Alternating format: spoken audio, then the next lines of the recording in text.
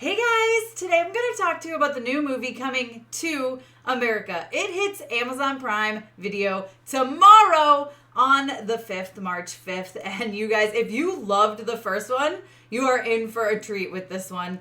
This is obviously the sequel of Coming to America, spelled T-O. It's now Coming to America, as in the number. Get it? Ha ha ha ha. Anyway, I'm going to give you my spoiler-free review for this film. Just before I do, I'd love it if you take 1 second and hit that subscribe button. Hey, Tessa from Mama's Geeky here. Thank you so much for stopping by my YouTube channel. Alright guys, now full disclosure, and if you guys have seen my trailer reaction to Coming to America, you know I only recently watched Coming to America. In fact, as soon as I realized I was getting the screener for this one, I decided I wanted to watch them basically back to back. So I watched them both yesterday. Now, I was very impressed with the first one. I absolutely loved it. I mean, it held up to its name. Everybody's recommendations, I was like, yes, yes, yes. No, this is so good. I don't know how I missed this. There were moments that had me absolutely cracking up in the first one. I loved it from beginning to end, basically. It's a silly movie, but it's funny, it's hilarious, and I liked the plot too, and I love that Eddie Murphy can play the straight guy and the hilarious guy, and of course Arsenio is there as the funny guy as well. There's lots of great people in there. Louis Anderson, I mean, it was absolutely fantastic. So now let's get into Coming to America. If you loved the first movie, even if you just enjoyed the first movie, you are in for a treat. You are absolutely going to feel the same way about this one. Is it as good? Probably not. Did we need it? No, we most definitely did not need this movie. But I am so glad that we got it. There's so many callbacks to the first movie. I don't think I could even count them. I would have to really sit down and just watch and tick them off as I watched, because there's just so many callbacks. And I don't want to give spoilers, but lots of favorite characters are back, of course, as we've seen in the trailer. I mean, and if you've looked on IMDb, you know Louis Anderson is back in this one, which I love Louis Anderson, so I was really excited to see him in this as well. I mean, there's just so much. I mean, he's all the same actors, too, which is so impressive and so great. I really loved that. I absolutely love that it's the same people playing the same people, so it feels very much like a continuation. Now, the one thing I was very confused about after watching the first one, and I'm sure a lot of people have questions, is how on earth did Akeem have a son? Because we don't see him get with anybody else. He's very much in it for Lisa in the first one, right? Of course, there's a little bit of his time in Queens before he meets her, but once he does, I mean, he doesn't want to rush things, so I was very confused about this, and the way they did it is okay. I wasn't a giant fan of the scene itself. I understand they were trying to be funny in certain moments, and I don't want to give spoilers, so I'm not going to say too much more, but that is one part that just didn't sit well with me, so I kind of decided to just brush it aside and continue on. Now, of course, as we know, speaking of Akeem's illegitimate son, which if you've watched the trailer, you see he finds this son. He needs to bring him back to Zamunda to train him to be a prince. So we have the addition of Leslie Jones, which is his baby mama, so to speak. And I adore her in everything she does anyway. I was a huge fan of hers on SNL. So to see her in this, and she just really embraces this role. She goes for it, and she is so good. Probably one of my favorite characters, my favorite new character for sure. Probably one of my favorite characters in this movie. She's really, really funny. So again, it's the same type of humor. It's the same type of premise. It's almost sort of the same story. It's a little different, but when you watch it, you'll know what I mean. They pull a lot from the original story. So it definitely feels like a continuation. It feels like it fits in this world.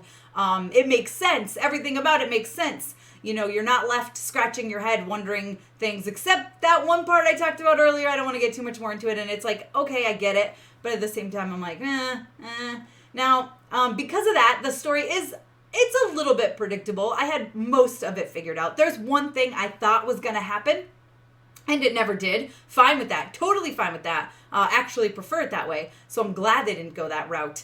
For what doesn't work, I mean, there's some I hate using this word. I really, really hate this word, but it's some cringeworthy moments. There's somewhere, and I get it. I get the humor. I know what they were trying to do. I understand it. I've seen the first one, but it felt like they were pushing the envelope a little too far. There's just one particular scene in the barbershop that kind of like was like, ugh. I think I even made a face watching it, and neither my husband or I laughed. We were just kind of like, ooh, okay, that didn't work. It fell flat for us, but it fell flat for us. It could definitely hit for other people. For us, we were just kind of like, ooh, they went there, okay. And it's not that I didn't expect them to go there. It fits, it makes sense. It just was a little too far for my liking. So, like I said, this movie is not necessary. I get the story. I get why. I mean, it's a lot of fun. It brings a ton of callbacks to the original. It's fun. It's fun to watch. It's not as good as the first one, for sure, but rarely a sequel is as good or exceeds the first one. So, and especially having watched them right up basically back to back, maybe had I given it a little time, I could have enjoyed this one a bit more. I still really liked this movie. I had a good time watching it. Like I said, there's those moments that you're just kind of like, oh, all right, that's, yes, there's a lot of callbacks to the original. Sometimes those callbacks, most of the time those callbacks land.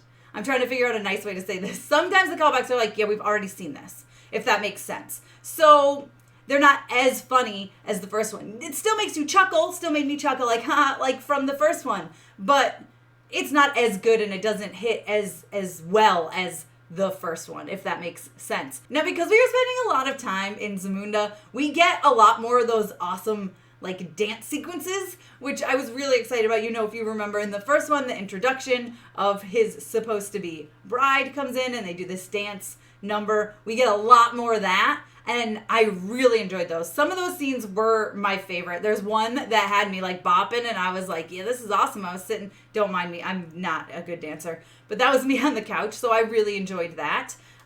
Is this movie life-changing? No. It's a little bit predictable. It's enjoyable. If you liked the first one, you're gonna like this one. It's very, very similar. Of course, there's all your favorite, well, most of the favorite characters back. I mean, you get the same actors back, which is great. It makes the story move along. There's not really any moments that dragged for me, so to speak, but there were those moments that took me out of the movie where, like I said, I was kind of like, ugh, okay, they just said that. They just did that. All right, that was awkward. Let's move along. And then they do. So, I'm going to give it a 4 out of 5. I enjoyed it for the most part. It's a lot of fun. It's not perfect. It's not necessary. But man, if you liked the first one, I feel like a broken record here, but if you like the first one, you're really going to like this one. It's definitely worth your time to watch. It comes out on Amazon Prime Video tomorrow, March 5th, and everyone does such a good job. I love seeing people reprise their roles. I loved seeing Eddie Murphy and Arsenio Hall back together. I mean, they had some fabulous moments. Now, with the addition of his son, we don't get as much of them, which I guess was kind of a downfall for me because I really do enjoy the two of them riffing off each other. And obviously, we had to follow the story of Akeem's son and what he's doing. It was a little... I would have liked to see more of Akeem and Semi. Let's put it that way, okay? Still, had a blast watching it. Definitely recommend it, especially if you're a fan of the first one. If you didn't like the first one, chances are you are not going to like this one. Just putting that out there. It's very, very, very similar. Again, doesn't feel like it's necessary, but it's still a whole lot of fun to watch. If you guys have seen Coming to America by the time you get to this review, let me know what you think down below in the comments. Be sure to give me a thumbs up. Don't forget to subscribe, hit the notification bell so you don't miss out on more videos like this one. You can follow me over on Instagram and Twitter. I'm at Mama's Geeky over there, MAMASGEEKY. Also, Real Tessa Smith on Instagram and Twitter. And thanks for taking the time to watch this, guys. I'll see you next time.